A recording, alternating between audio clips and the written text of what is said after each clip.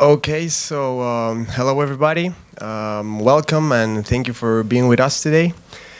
We are going to talk Stadia, how to make the most out of our stadiums while improving the fan experience. So, what better than having two great professionals that work in the US sports industry? So, when you say US sports industry, you say stadiums, you say fan engagement, you say entertainment. First of all, Brandon Long, Director of New Business at the Madison Square Garden, and Shawn, Vice President, Business Development at Elevate Sports Venture. So let me start with you, Shawn. Welcome to Madrid. How are you? Great, thank you. Feeling great. Everyone from Elevate and myself are really grateful to be here. We're excited. We've been learning a lot over the last couple of days with the awards last night, so really happy to be here. Great. So let us know a bit more about what you do at Elevate. Yeah. Elevate Sports Ventures, we're a company that was launched just under a year ago, and it's a partnership between four of the larger brands in the sports and entertainment industry. So the four partners are the San Francisco 49ers, Harris Blitzer Sports and Entertainment, so you may know them by the Philadelphia 76ers, the New Jersey Devils, or the EPL club Crystal Palace. Third, Live Nation Ticketmaster, so one of the largest concert promoters and ticket sellers in the world. And last but not least, the Oakview Group, one of the large operators and venue builders in the world. So we're a conglomerate of those four companies that came together to start a premium sports and entertainment sales and marketing consulting agency. So the easiest way I'd look at it and what we do is if you wake up out of bed thinking, hey, you'd like to renovate your stadium or build a new stadium, we can help at all stages of the process. So the beginning stage, if you think of the financing, the feasibility, the surveys and the research, and how to get a stadium done, moving into the actual project management and how to maximize all of your areas when you're building the stadium, into the operational piece, the sales and marketing, which is literally how to price the building, how to go to market, and how to generate the revenues that everyone wants to do in their big renovations and new stadiums. And last but not least, we have a business strategy and analytics unit so that after you're operational, we think about how do you monetize the stadium 365 days a year, how do you continue to price your tickets and give the best experience for the fan in all areas. So, in your experiences with stadiums, you've worked with the Levi's stadiums, Prudential Center, among others. How important is the exploitation of activities other than sports events in the life of a stadium? Yeah, so I would say it's the most important piece. Long gone are the days where people just want to come to the game and watch what's on the pitch or watch what's on the court. And it's just so important to think about what you can do in and around the stadium, not only before and after the match, but also during the match. And nowadays, people who come to stadiums, they want to be connected in numerous different ways. They want to be on their phones, checking fantasy sports. They want to be placing bets. They want to be engaging with content on social media. So to me, in terms of the Elevate world, it's no longer about just the seat and the pitch. That's the basic part of any stadium because it has to be. That's the real estate. But it really is about the engagement and how to create these experiences that are once in a lifetime. Great. So now, Brendan, delighted to have you here. How's it going? Thanks for having us. It's wonderful to be a part of this. Great. So you work at what is known as the most famous arena in the world, the Madison Square Garden. Tell us a bit more about what you do. Yeah, so one of the things that not a lot of people know is the scope of the Madison Square Garden company. A lot of people just think about the arena, but in reality, we have the sports teams. So we own the Knicks, the Rangers, the New York Liberty of the WNBA, the Westchester Knicks of the G League, and the Hartford Wolfpack. And we also own Radio City Music Hall with the Rockettes and the Christmas Show. We have the Beacon Theater. We now own the Boston Calling Music Festival. We have a theater in Boston, in Chicago. The Forum in LA is a big concert venue. And the scope of the garden has been continuing to expand. So in my role, it's primarily focused on outbound outreach and how we're developing new business, primarily on the Knicks and the Rangers ticket plans. So our primary focus is season tickets for the Knicks, season tickets for the Rangers. And what we've done over the last couple of years is really shift our product offerings to match what the fans are looking for. And I know Shawn worked with the Devils on this, and more flexibility with ticket plans and trying to find the right fit for each fan is our goal. So in addition to our tickets, we'll also do premium seats, whether that's glass seats for the Rangers, floor seats for the Knicks sitting on Celebrity Row, or suites and premium areas for all the concerts and events that come through the Garden. Okay, so talking about tickets, it's really important. It's your job to get people into the stadium, but you have to give them something. You have to add some value to the tickets you're selling. So what kind of experiences do you provide fans in order for them to come look for you and buy your tickets? Yeah, so first I heard you're a little bit of a Knicks fan. Yeah. So let me show you a little bit of what we do. So we have a Knicks Kristaps Porzingis jersey for you. Nice. And then Porzingis, yeah. Like a piece of the hardwood from Madison Square Garden. Wow. This is gold, huh? Take a look at that. So one of the things that we do is help encourage fans to work directly with the team as opposed to secondary outlets and buying tickets online. We want personal interactions one-on-one with each fan. So mementos and things, we consult with each fan through face-to-face meetings and ultimately try to figure out what's most important to you as a fan.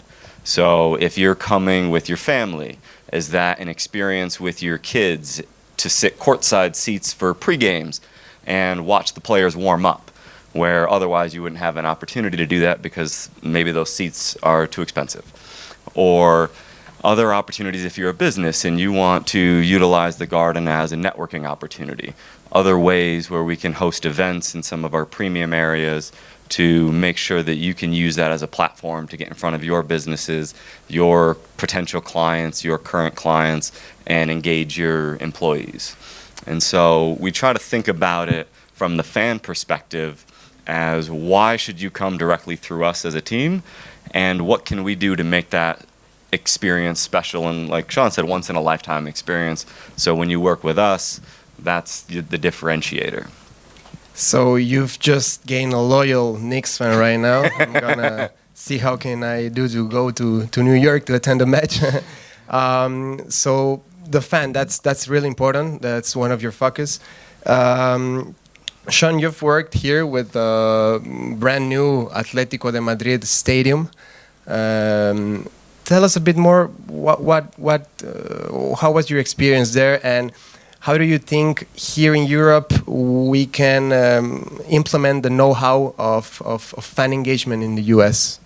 Yeah, it's a great question. We at the time we had the contract for the premium seating for the sales and marketing for Wanda for the new stadium, and we worked with Fernando and the commercial team and some of the sales guys here today even to sell and market that. And I would say that 80% of what we do in North America is transferable here, because at the end of the day, it's still relationships. It's an experience at the venue, and it's about being a genuine person and how to talk to people and needs assess and figure out what is the experience they want to have with and the relationship they want to have with the team in the stadium.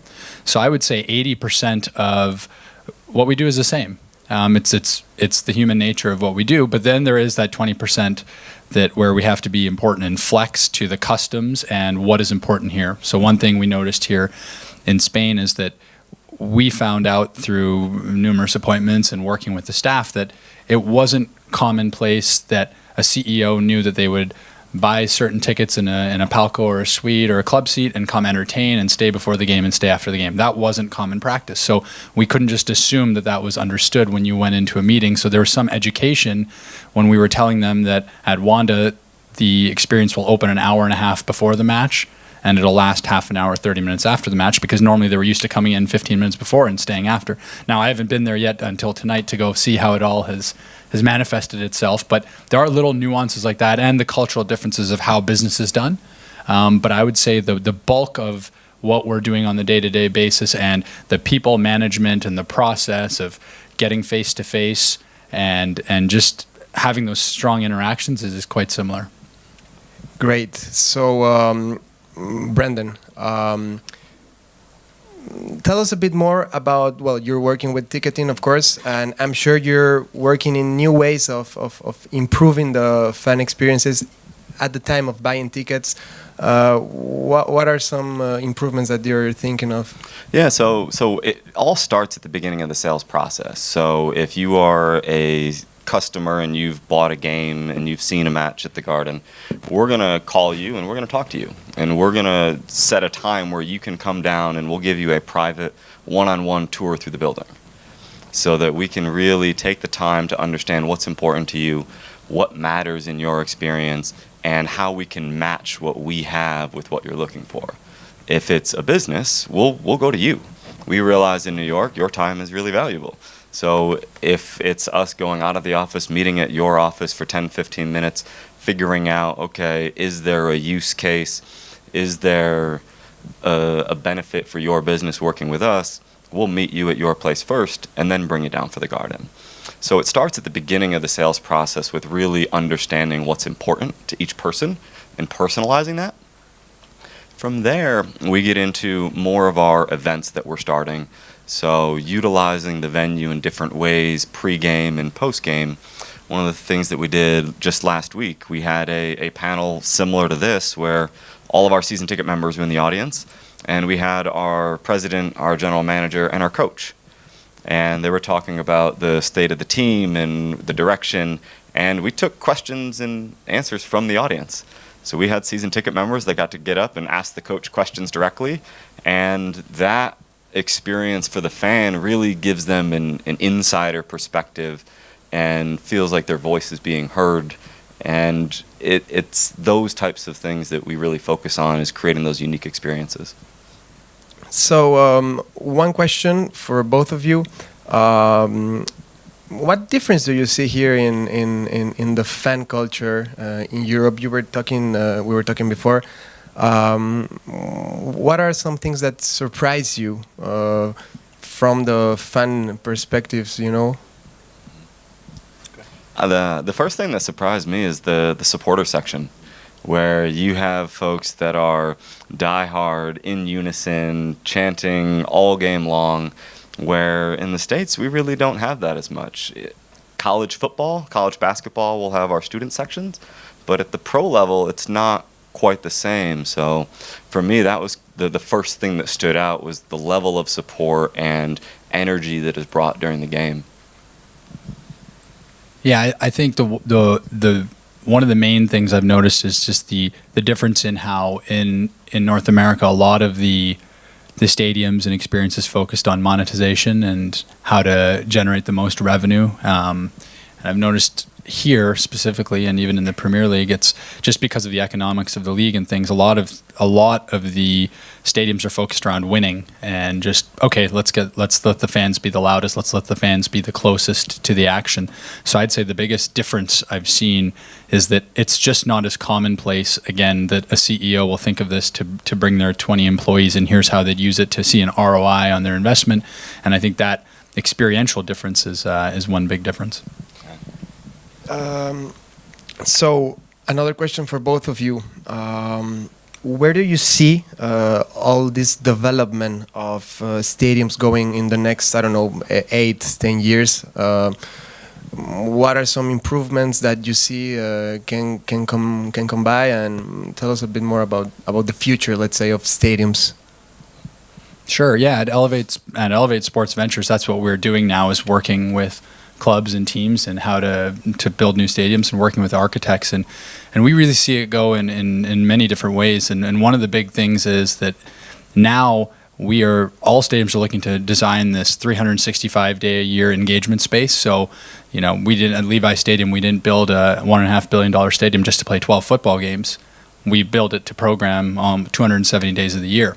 So we've noticed that all clients are wanting to do a lot of those things. So, for example, at Levi's, we have a school that has over 60 kids with 6 full-time teachers at all times. We have a Michael Mina, James Beard Award-winning chef that has a full restaurant that operates 365 days a year there.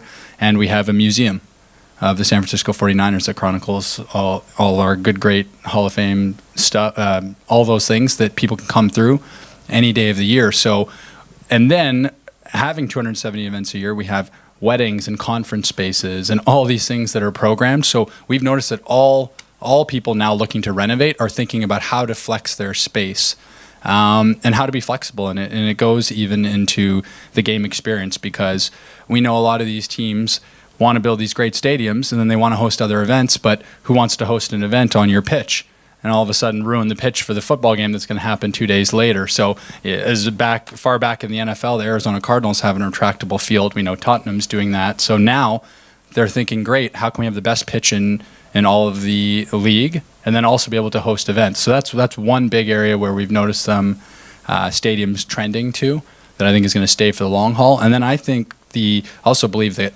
customizing the experience for every fan.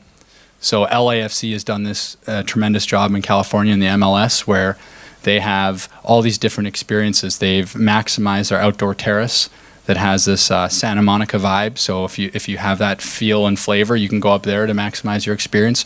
You've got a director's club right on the field level because everyone wants to be close to the players. So you have premium experience where you can high-five the players as they come out. And then on their east side or the opposite side, they've got a more artsy pub feel where you get craft beers. So imagine you go to the stadium now and there's something for everyone.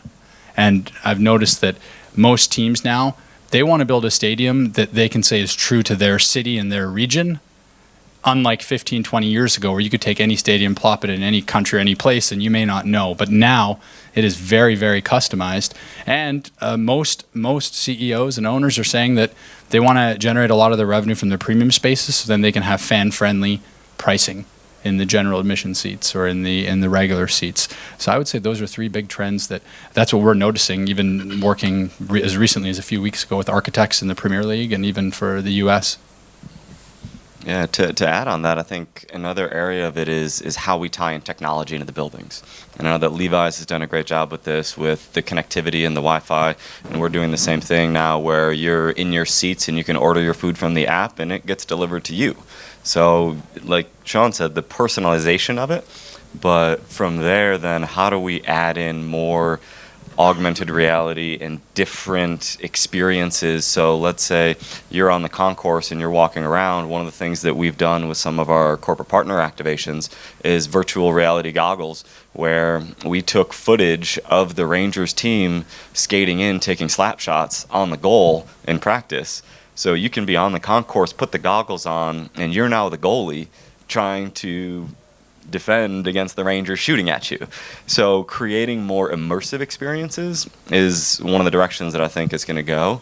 And at MSG, we're going to have 2 new venues coming out, one in Las Vegas and one in London that are entertainment venues, the MSG Sphere, which is going to be full 360-degree screen and experience sound coming through the floor and a lot of different immersive technologies that enhance the experience for everyone in the venue. All right. We've had like a really good overview of all of the stadium landscape in the US, how we can do to implement those things here in Europe. I would like to ask our audience if they have any questions for our speakers here. Yes, over there. They're gonna get you a mic. Excuse me. No. Excuse me, sir. Thank you.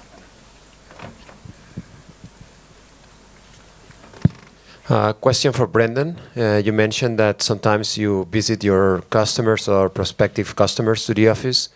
Can you let us know about the size of your ticket sales for? Yeah, absolutely.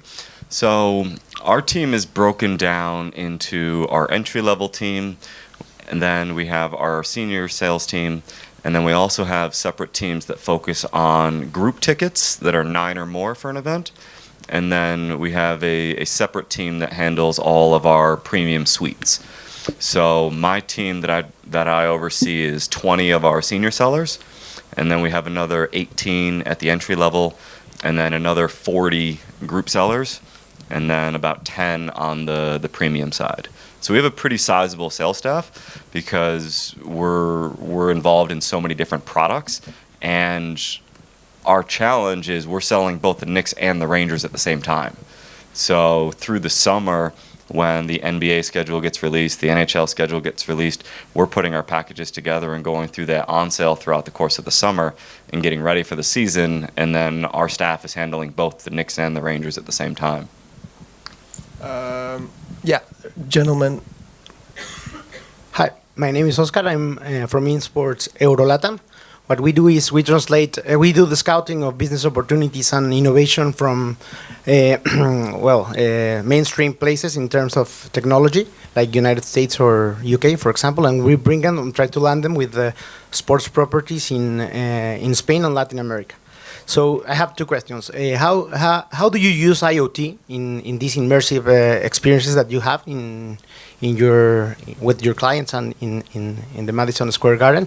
And the second is it's a personal experience. The budget from sports properties here in Spain, we struggle a lot in trying to implement innovation in whatever concept it is, because clubs are always having this situation. You know, they need to care about players mainly, so the budget is really low. So how do you manage this situation in terms of maybe investing directly from other sources, or in terms of partnership?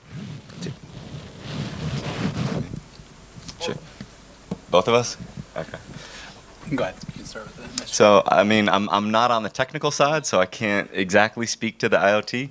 But in general, what we try to do is figure out what's going to be the impact over the long run for the fan. And if that is a strategic partnership that makes sense, that is a brand that we work with, that it makes sense for us, makes sense for the brand and for the fan, then that's something that we'll explore. Or we'll work with our marketing team and see, is that something internally that we can execute? So the budgeting is always a question. It's just how that gets thought of, and really it's between the partner, us, and the fan to make sure that it's a win-win all around. Yeah, and I would say the biggest thing in what we do at Elevate Sports Ventures, one of our big things is helping facilitate the partnerships so that it's a mutual win-win. So a couple examples, like at Levi Stadium, we have a partnership with Identigo, the company behind the TSA pre-check technology, in which case now you can use biometric screening to wave your hand at certain points in the stadium to enter. Now, while it's not a fully foolproof system, we have those integrations because we're able to form a partnership, and it wasn't just a one-sided transaction where we had to spend tons and tons of money. Or at the New Jersey Devils and Prudential Center, we were one of the first indoor arenas to have a 3D projection system. So you may have seen these, almost every NHL team now has, where they can project on the ice or on the court before the game. And, that's a multi-million-dollar investment, but it only happens if you have a partnership where they can win on both sides, because they're getting some exposure and also enhancing the fan experience to share in and around the industry, because they know that if they do it with your club once, it can be elsewhere. So that's one of the things we focus on, is helping clubs globally facilitate these type of partnerships, because it can't just be a one-way transaction. Otherwise, we'll all get the answer you just mentioned. So we have time for one more question. I've seen a raised hand here in front. Thank you. I'm Fernando from Trevisan Business School in Brazil. We have built 12 or refurnished 12 stadiums for the World Cup 2014. And some of them are located in places where football is not so well developed. So they have a lot of problems with audience in football matches. What would you recommend to those stadiums in terms of strategy for those spots? I think our approach to developing new business is really figuring out what the potential audience looks like, and then going one-on-one. Phone calls, emails, person to person, having that interaction, having a conversation, and really having that platform to discuss challenges of transportation, challenges of the game day, and figure out how it could work. But our approach to that has always been one-on-one, individual, outbound phone calls, emails to the audience that could participate. Yeah, it's a little tough question to answer just without knowing too much more context. Maybe, hopefully, if we could do it in the future, we just wouldn't build them in those areas. But I know that's not obviously reality. But I think having said that, it's figuring out what the space is, because obviously if you've got these beautiful stadiums, you have a large space that people can gather. You have various areas of the stadium that could be used. So it's thinking creatively and differently, where if someone is trying to do a board meeting in one of those cities and the typical places are a convention hall, why not now offer your 12-person board meeting, make one of your conference rooms with the nicest projector and AV system, and saying this can be a corporate meeting space for someone? Or if you do have a little bigger area where you can actually do a wedding or something else, why not try pitching this for the upcoming wedding for someone, or any type of religious fight? I mean, you could, the whole world's the oyster if you can just figure out what the areas are. So again, it's hard to say based on not having all the context, but I would consider thinking outside the box, and happy to catch up after as well. All right, Brendan, Shawn, thank you very much.